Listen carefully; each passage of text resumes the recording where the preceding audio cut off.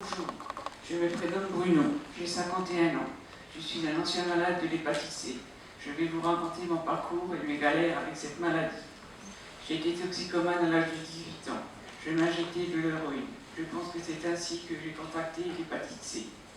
Progressivement, j'ai arrêté les drogues pour tomber dans l'alcool. Un jour, en 1996, j'ai reçu dans ma boîte aux lettres un courrier de la médecine préventive qui proposait un check-up. J'ai décidé avec ma compagne de l'époque de me rendre à Saint-Dizier pour faire des examens sur une journée. C'est bien sûr par courrier que j'ai reçu le compte rendu qui m'annonçait que j'avais une hépatite C. Je savais que c'était une maladie importante, mais cela ne m'inquiétait pas.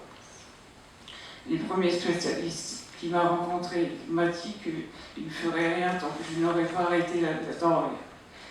Là, j'ai donc pris rendez-vous avec un médecin de Zappa à l'emploi du Chaumont qui m'a proposé un traitement de substitution aux opiacés.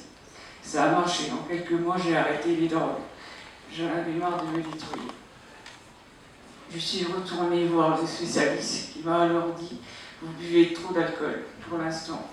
Retour aux Zappa, on ne s'occupe pas de mon problème d'alcool. » Qui m'a adressé au docteur Melin à Saint-Dizier, un hépatologue au centre hospitalisé de Saint-Dizier. Ce dernier m'a hospitalisé. Il m'a dit que je faisais une cirrhose et qu'il fallait s'occuper de l'alcool, mais surtout commencer un traitement de mon hépatite C, sans attendre. Les premiers soins étaient de me faire soigner les dents, ce que j'ai fait en diminuant ma consommation d'alcool. Après l'installation de ma prothèse dentaire, on a commencé mon premier traitement interférent rizavéryl. Et là, c'est la catastrophe. J'ai été obligée de stopper le traitement car j'étais anémiée. Je me sentais fatiguée, je souffrais de crampes. Mes plaquettes étaient très basses. J'étais irritable et insusceptible. On m'a donné des transfusions. Le virus était toujours là. En 2009, on a repris un traitement interférent rizavéryl et EPO pour éviter l'anémie. Mais cette fois-ci, on a dû arrêter à cause de cailloux dans la vésicule qui me faisait parler d'eux.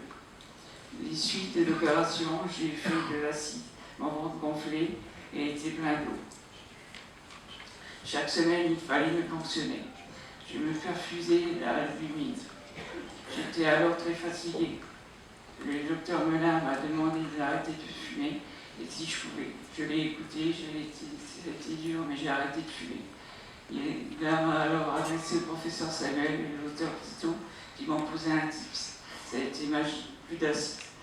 On a alors commencé à parler de greffe du foie. J'ai été suivie en alternance à Saint-Dizier et à Paris, à Paul Brousse. Échographie tous les 3 mois pour sauver mon tips et mon foie.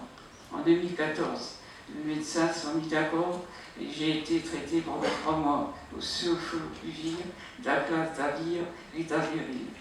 Je n'ai connu aucun effet indésirable. Je suis guérie. Mais ma diabète est apparu.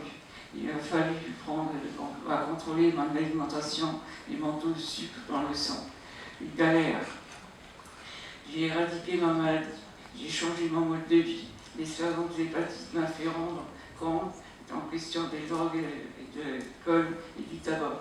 Même le sucre a continué à constituer l'échographie de surveillance. J'ai été inscrit sur la liste de demandeurs de greffe, d'attente de greffe du foie. Mais suite à une échographie, les médecins ont décelé la nodule cancéreuse dans mon foie. Je ne suis plus sur la liste d'attente. Je prends de la chimiothérapie en comprimé. Je m'appelle Bruno, j'ai 51 ans, je suis un malade guéri de l'hépatite C, je suis un ancien malade de la drogue et de l'alcool, mais un nouveau malade du cancer du foie. Merci.